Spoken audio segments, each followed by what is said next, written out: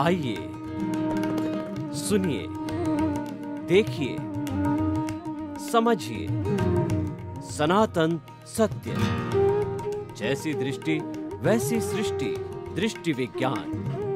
कुदरत, कुदरती रचना एवं कुदरत के कानून से शाश्वत सुख की प्राप्ति। जोधपुर के परम पूज्य महात्मा उपासक प्रोफेसर डॉक्टर सोहन राज तातेड़ के निर्देशन में सनातन सत्य। जैसी दृष्टि वैसी सृष्टि, दृष्टि विज्ञान।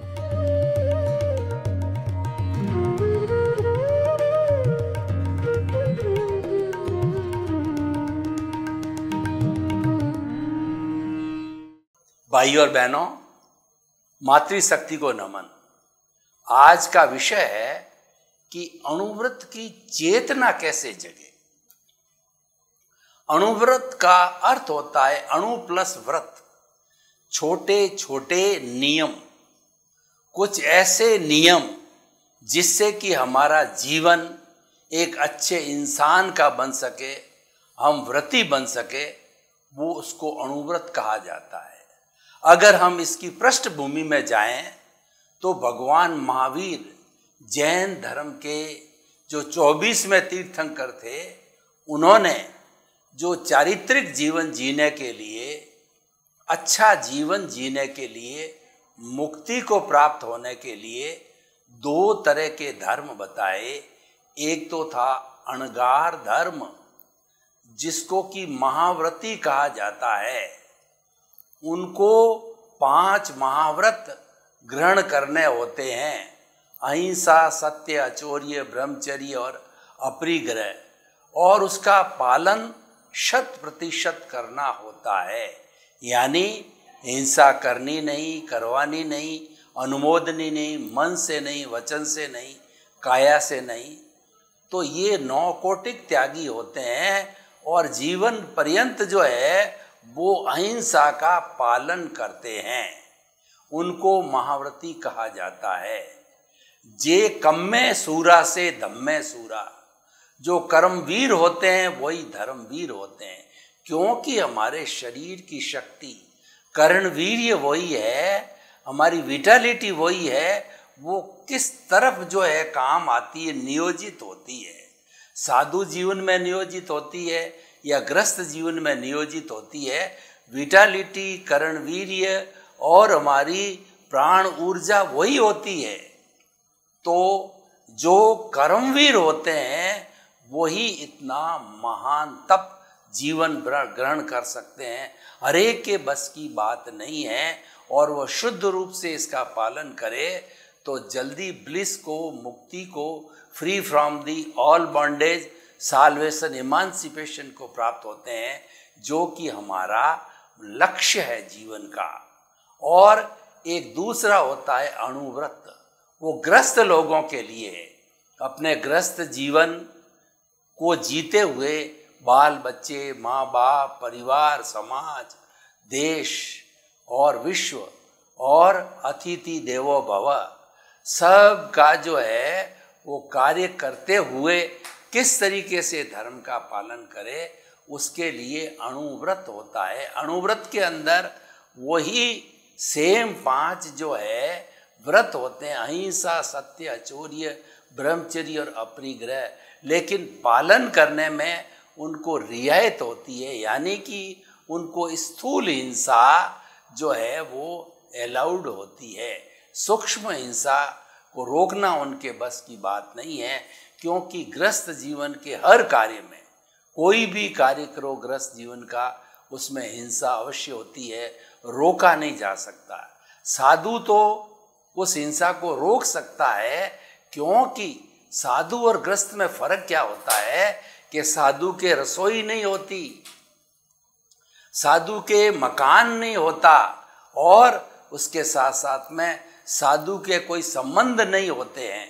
अगर साधु के सामने माता पिता आकर खड़े हो जाते हैं तो वह साधु परिचय देता है, ये मेरे संसार पक्षीय माता है, ये संसार पक्षीय पिता है। यानी कि जो है उसको वो भी उनका रिलेशन जो सांसारिक था वो समाप्त हो जाता है, क्योंकि साधु तो वसुधैव कुटुंबकम का सदस्य बन जाता है। वह तो अंतरात्मा से परमात्मा बनने की प्रक्रिया में लग जाता है। वह जो है वो परार्थ से जो है, जो प्रारब्ध परार्थ से जो परमार्थ की चेतना के अंदर चला जाता है। गृहस्थ के लिए पॉसिबल नहीं है। अणुव्रत दिया गया है। अणुव्रत के अंदर स्थूल जो अहिंसा, सत्य, चौर्य, ब्रह्मचर्य और अपरिग्रह का पालन करना होता है। अब देखिए कि ये अणुव्रत की चेतना कैसे जगे, ये आज का हमारा विषय है कि गृहस्थ जो है अपना गृहस्थी का पालन करते हुए किस तरीके से अणुव्रत के नियमों का पालन करे, उसके ऊपर मैं आपको ये बताना चाहता हूँ कि गृहस्थी को अपना जो है जीवन, जो लाइफ स्टाइल है, उसके अणुव्रत के अनुरूप बनानी पड़ेगी। यानी उसके सूक्ष्म हिंसा को रोकने के लिए, स्थूल हिंसा उसको अलाउड है, तो स्थूल हिंसा को भी रोकने के लिए उसको जो है अपनी कार्य पद्धति बदलनी पड़ेगी।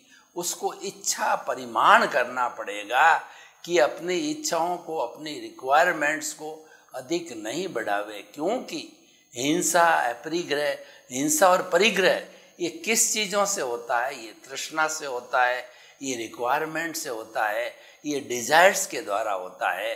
तो उस पर अंकुश करना पड़ेगा। अपने जीवन को सादगीमय बनाना पड़ेगा। Simple living and high thinking के सिद्धांत के ऊपर चलना पड़ेगा। अब देखिए कि हम उन सूत्रों की ओर जो है दृष्टिपात करेंगे, उन चीज़ों को देखेंगे जिससे कि अणुव्रत की चेतना जग जाए। हम अहिंसा की बात करें तो अहिंसा के अंदर गृहस्थ को तो जो है अपना गृहस्थी का सब कुछ काम करना पड़ता है, कमाना भी पड़ता है। खेती वाले को खेती करनी पड़ती है, बिजनेस वाले को बिजनेस करना पड़ता है, नौकरी वाले को नौकरी करना होता है। लेकिन ऐसे जो है वो बिजनेस का वो चयन नहीं करे या उस बिजनेस से दूर रहे जिसके अंदर बहुत बड़ी हिंसा होती है। जैसे कसाई है तो ये पूरा हिंसा का काम है, और कपड़े की फैक्ट्री है, उसके अंदर जल के साथ के अंदर जितना भी केमिकल्स डाला जाता है वो जीव मर जाते हैं। और उसके बाद में कई लोग जो ये मीट का वगैरह कार्य करते हैं, ये भी सारा हिंसा का कार्य है। तो अणुव्रत की चेतना जगाने के लिए उसको चयन करना पड़ेगा कि मुझे परिवार का तो भरण पोषण करना है, लेकिन मैं ऐसे व्यापार का, ऐसी जो है वो कमाई का साधन बनाऊं कि जिसके अंदर हिंसा कम से कम हो। यहाँ जो है अणुव्रत के अंदर कम से कम का जो है माप दिया गया है। महाव्रत में तो बिल्कुल हिंसा करनी ही नहीं है, इसलिए वहाँ माप का प्रश्न नहीं है। एब्सोल्यूट जो महाव्रती होता है वो पूर्ण अहिंसक होता है, और वो पर्यावरण का परम हितैषी होता है, क्योंकि वह किसी जीव को किसी तरह का कष्ट नहीं देता है, उन सब का त्याग कर लेता है। क्योंकि वह भोजन नहीं पकाता है, वह भिक्षा लेकर के आता है। उसकी सारी रिक्वायरमेंट जो है समाज पूरा करता है। कपड़े समाज देता है, भोजन समाज देता है दान स्वरूप में, उसके जो है रहने के लिए मकान जो है वह परमानेंट उनको नहीं रहना होता है, तो जितने दिन रहे वह समाज देता है। और उसके साथ साथ में उनको सोने के लिए वगैरह सब जो है समाज देता है। और ऐसे महाव्रती लोगों को जो है जो कुछ भी हम भेंट करते हैं तो सब पुण्य की परिभाषा में आता है। तो उनको जो दिया जाता है उनको 9 तरह के पुण्य की कैटेगरी के अंदर रखा गया है। अन्न पुण्य, पान पुण्य, लयन पुण्य, शयन पुण्य, मन पुण्य, वचन पुण्य, काय पुण्य और नमस्कार पुण्य। यानी साधु की जो कुछ भी रिक्वायरमेंट होती है उसको पूरा करने में पुण्य का बंद होता है, क्योंकि वो पूर्ण अहिंसक है, वो बिल्कुल भी हिंसा नहीं करते हैं। तो हमारा जो विषय है वो अणुव्रत की चेतना जगाने का है। तो जिस व्यक्ति के अणुव्रत के नियम लिए हुए होते हैं उसको हिंसा को रोकना होता है।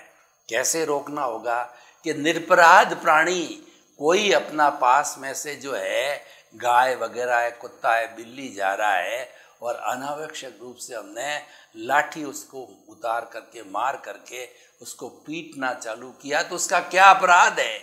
निरपराध प्राणी की हिंसा नहीं करूँगा। और जो जैन धर्म की बात करें तो जैन धर्म षट जीव निकाय का उन्होंने अवधारणा दी है। षट जीव निकाय के अंदर पृथ्वी काय, अप काय, तेजस काय, वायु काय और वनस्पति काय। पृथ्वी काय का अर्थ होता है कि जो है हमारी जमीन को फोड़ना, जैसे मकान बनाना है वो जमीन को फोड़ना, फैक्ट्री चालू करनी है तो कहीं न कहीं जमीन के अंदर उसको नींव वगैरह लगानी होती है। मिनरल्स का काम करने के लिए खनन करने वाले होते हैं।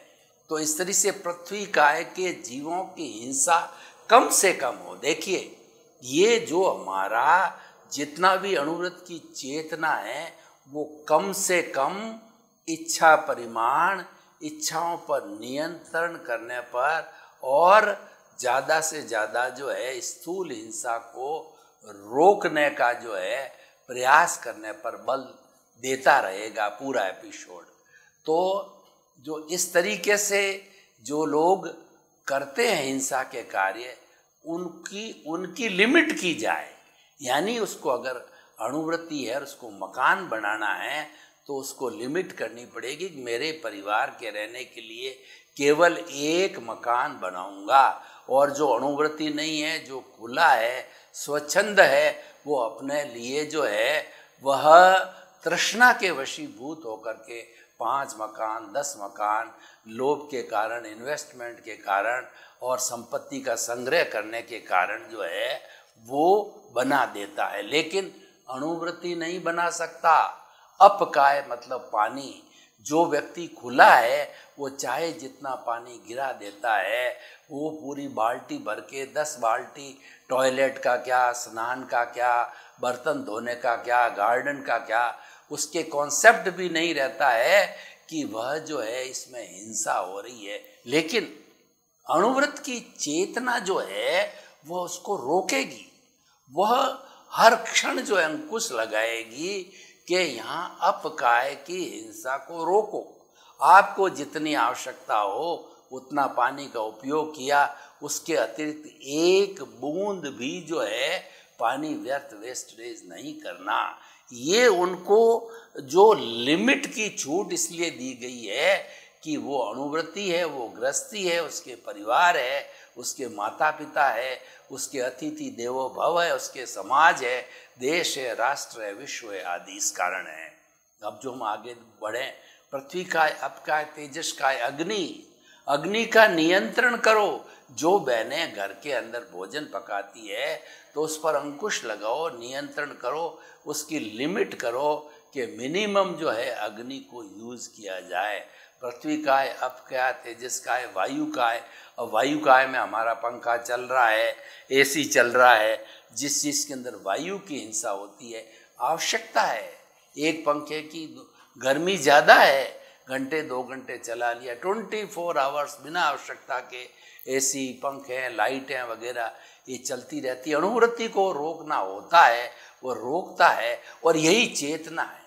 यानी अनावश्यक हिंसा को रोकने से अणुव्रत की चेतना जागृत होती है और अणुव्रत की चेतना बार बार ये निर्देश देती है अनावश्यक हिंसा को रोको, अनावश्यक परिग्रह को रोको, अनावश्यक क्रोध, मान, माया, लोभ के ऊपर नियंत्रण करो। इन सब की जो है वह अणुव्रत की चेतना बार बार स्मरण कराती रहती है। पृथ्वी का है, अप का है, तेजस का है, वायु का है, वनस्पति का है। वनस्पति का बहुत बड़ा अकाउंट है। मनुष्य को अपने भोजन के लिए, फ्रूट के लिए वनस्पति की आवश्यकता होती है। लेकिन कितनी? आपको अपने परिवार के 5 मेंबर है, 5 मेंबर के लिए आपको जितनी वनस्पति का या फ्रूट का है आप लीजिए। और वो तो ठीक है, आपकी लिमिट है। लेकिन आपने बिना अनावश्यक रूप से जो है 50 लोगों के जो भोजन के रूप में वनस्पति को व्यर्थ में ही काट दिया, इकट्ठा कर लिया और उनको जो है वो छीला वगैरह है, तो वो अणुवृत्ति को अलाउड नहीं है। अणुवृत्ति की चेतना भी यही जगानी है कि इन सब अनावश्यक हिंसा को रोका जाए। तृष्का है, चलता फिरता प्राणी जो एकेंद्रिय होता है उसके सिर्फ चमड़ी होती है, खाली स्पर्श होता है लट गिंडोला, और द्विंद्रिय होता है स्पर्शन रसन, यानी उसके चमड़ी भी होती है और उसके जीभ भी होती है। तो जो ये चलने वाले जितने भी जो प्राणी होते हैं वो जो द्विंद्रिय होते हैं उनकी रक्षा करना। 3 इंद्रिय वाले प्राणी होते हैं चलने फिरने वाले, वो उनको स्पर्शन रसन और घ्राण, उनके जो है वह सूंघने की भी शक्ति होती है। जैसे चींटी, तो चींटियों का जो है इधर उधर घूम रही है, उनका पूरा ग्रुप जा रहा है, उस पर पानी डालना, अग्नि जा डालना। हमको देखते रहना चाहिए कि जहाँ जहाँ भी चींटियों का पूरा समूह है वहाँ कीड़ी नगरा है, उसको क्षति नहीं पहुँचानी है, वो बहुत बड़ी हिंसा का कारण होता है। और जो एकेंद्रिय द्विंद्रिय 3 चतुरिंद्रिय में मच्छर मक्खी वगैरह है, इनकी जो है हम चला करके काला हिट वगैरह ये आजकल कितने निकल गए हैं, उनको सीधा ही मारा जाता है। तो ये अणुवृत्ति को नहीं करना है। और अणुवृत्ति की चेतना यही है कि चाहे छोटा प्राणी हो चाहे बड़ा प्राणी हो, जिसने भी जन्म लिया है वह जीना चाहता है, मरना कोई नहीं चाहता है। तो आपको किसी को मारने का क्या अधिकार है? क्या जन्म आप देते हो? जन्म तो कुदरत देती है, कुदरत ही उनका पालन पोषण करती है और अपना आयुष्य समाप्त करके वे कुदरत में ही वापस विलीन हो जाते हैं। पंचभूत का पुतला पंचभूत में विलीन हो जाता है। तो आपका उसमें क्या अधिकार है? आपका क्या कंट्रीब्यूशन है? तो आपको उसको मारने का, दुख देने का आपको कोई कतई कोई अधिकार नहीं है। वो अपने कर्मों से जीता है, आप भी अपने कर्मों से जी रहे हो, तो आप उसके अंदर क्यों छेड़छाड़ करो, क्यों किसी को प्रताड़ना दो और क्यों किसी को हिंसा दो करो। यही अणुवृत्ति की चेतना है कि हमें समस्त प्राणियों को, चाहे छोटे हैं या बड़े हैं, दिखाई देने वाले हैं, मनुष्य है, गाय है, भैंस है, ऊँट है, बैल है, बिल्ली है, चूहा, ये जितने भी तृष्काय के जीव होते हैं, एक जो ये उन सब को जो है द्वेंद्रिय से पंचेंद्रिय तक जो है उन सब की रक्षा करना, उनको अनावश्यक रूप से परेशान नहीं करना, मारना नहीं और जो उनको क्षति नहीं पहुंचाना, अपने भले के लिए, अपने स्वार्थ के लिए, अपनी खुशी के लिए उनकी हिंसा करना अणुवृत्ति के लिए अलाउड नहीं है और अणुवृत्ति को वह की भी नहीं जानी चाहिए। तो अब देखिए, अणुवृत्ति की चेतना जो है जगाने के लिए हम थोड़ी पर्यावरण की बात करें तो ये पर्यावरण है वो हमारी रक्षा करता है। पेड़ पौधे हैं, हमको ऑक्सीजन देते हैं। अभी विज्ञान ने इतनी तरक्की कर ली है, लेकिन वो अभी तक कोई ऐसी फैक्ट्री नहीं लगा सका है विज्ञान कि जिससे कि ऑक्सीजन पैदा हो सके। वो बॉटलिंग अवश्य होती है। तो ये सारी ऑक्सीजन हमारी प्राण वायु है, ये हमको प्राप्ति होती पेड़ पौधों से।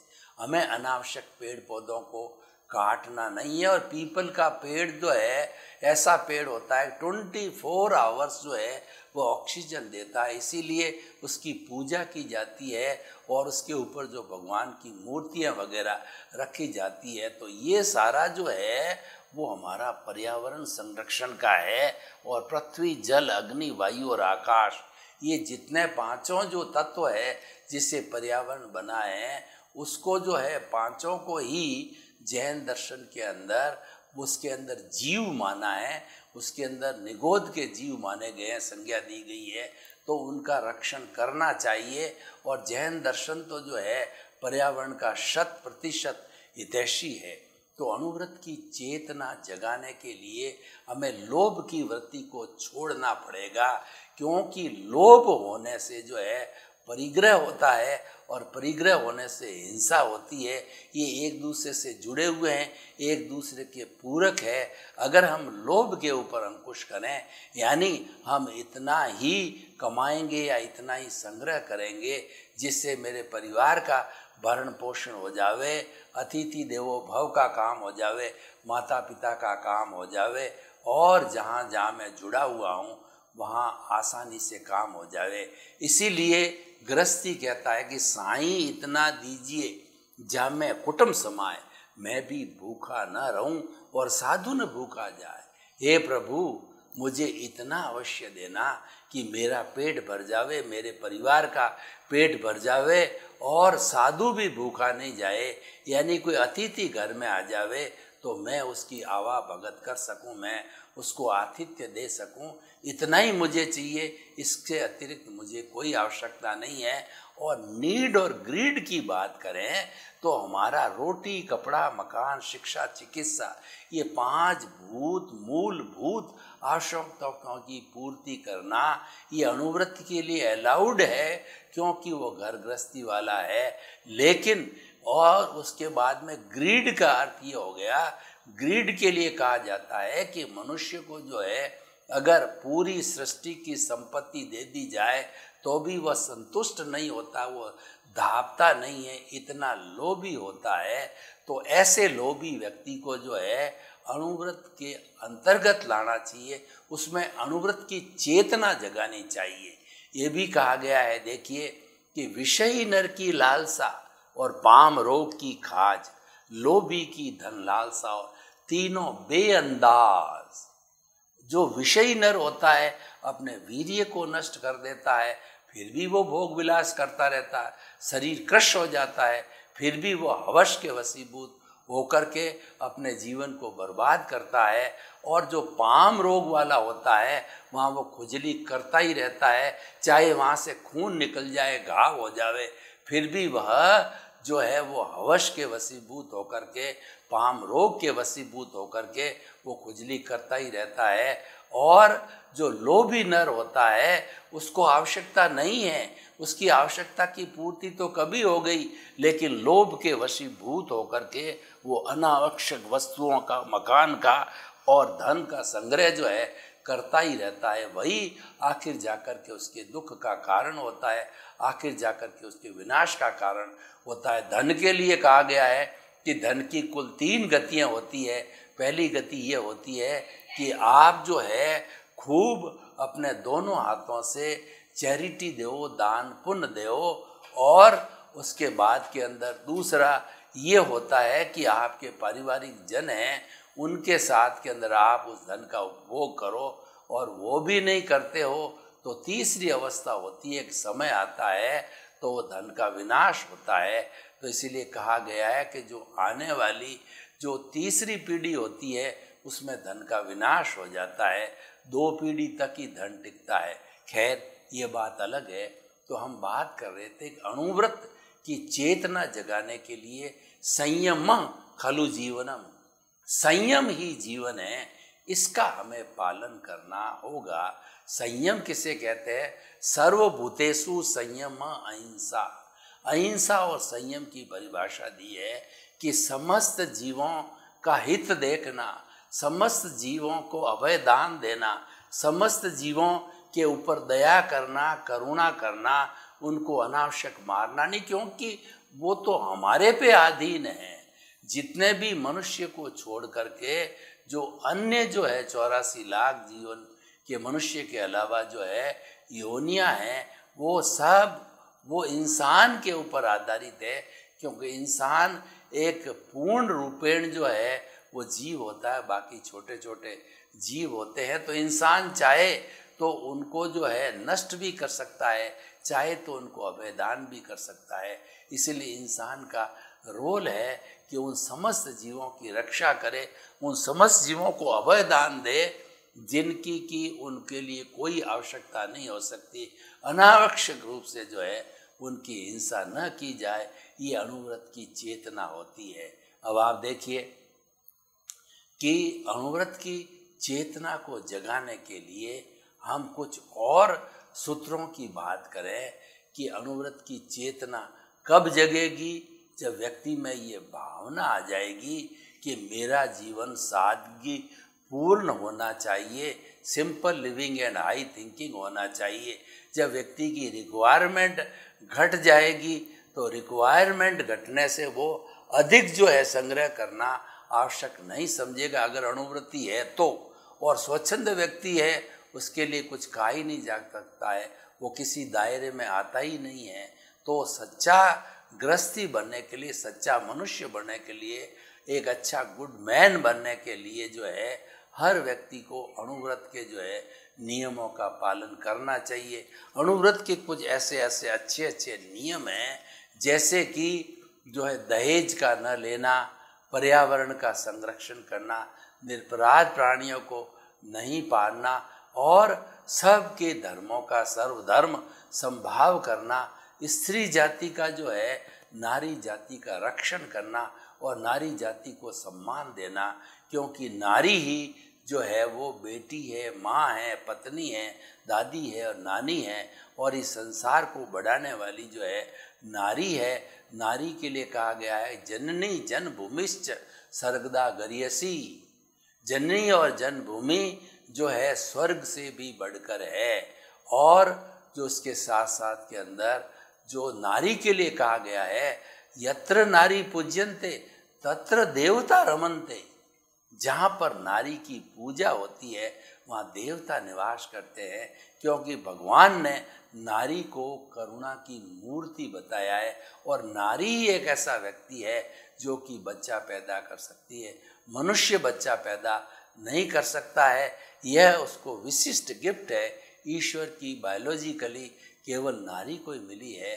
तो ऐसी नारी माँ की जो है हमें पूजा करनी चाहिए। ऐसे नारी माँ के साथ में हमें हिंसा, अत्याचार वगैरह जो रेप है और जो हमारी घरेलू हिंसा है वो नहीं की जानी चाहिए। नारी को प्रताड़ना नहीं दी जानी चाहिए, नारियों के साथ छेड़छाड़ नहीं की जानी चाहिए और नारियों को जो है वो पूरी सुरक्षा मिलनी चाहिए। ये अणुव्रत की चेतना है।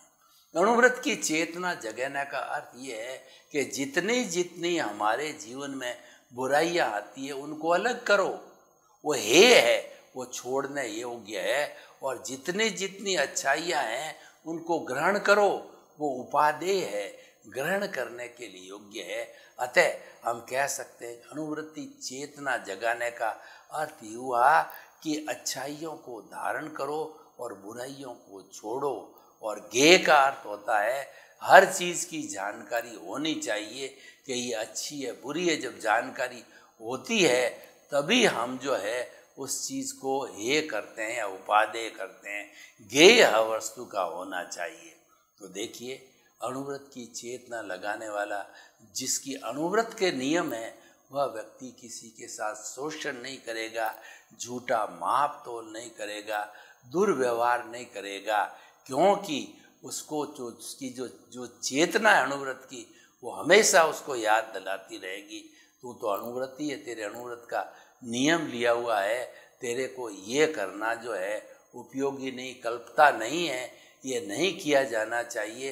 तेरे कोड ऑफ द कंडक्ट अणुव्रत की आचार संहिता के अंदर यह कार्य करना नहीं आता है, तो तुम ये कार्य मत करो। तो हम आपको बताना चाहते हैं कि अणुव्रत की चेतना जो है जगाने के लिए परिवर्तन व्यक्ति के अंदर आएगा। जब सुधरे व्यक्ति, समाज व्यक्ति से राष्ट्र स्वयं सुधरेगा। यानी जब व्यक्ति सुधर जाएगा तो मल्टीप्लाई होकर के और उससे जो है समाज, देश, परिवार सभी सुधरते हुए नजर आएंगे।